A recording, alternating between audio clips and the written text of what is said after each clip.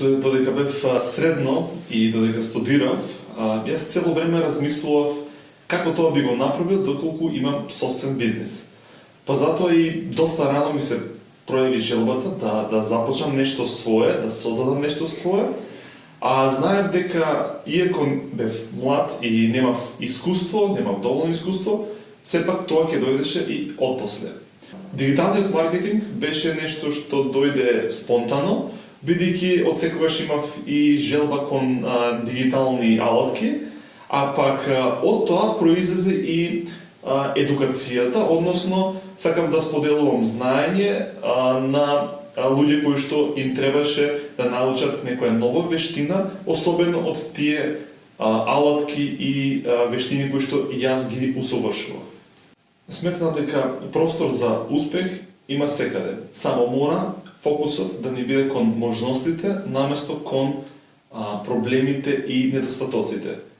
Степенот на предизвици и недостатоци може би е различен од држава во држава, меѓутоа можности има секаде, а според мене успеваат тие кои што свесно ги бараат токму можностите. За да биде вистинската насока, мора најпрво да се прават грешки и да се носат погрешни одлуки.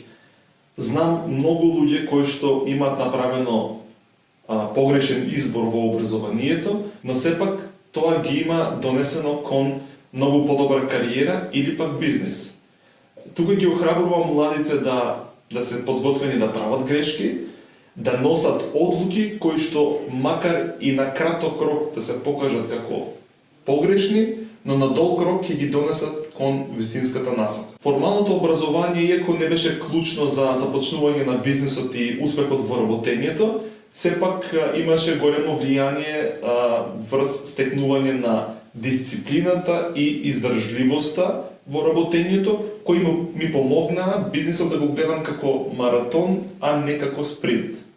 Ако нешто би сменил, би почнал уште порано, а исто така би нашол и ментор уште од самиот старт. Кај многу почетници во бизнисот, еден од најголемите предизвици е изолираност и недоволно комуникација со други луѓе во бизнисот. Од ова сватив дека беше многу важно јас да имам комуникација со предприемачи кои што се во слична фаза како што сум јас, и исто така и со луѓе кои што се многу поискусни и поуспешни, за да можем да учам од нив.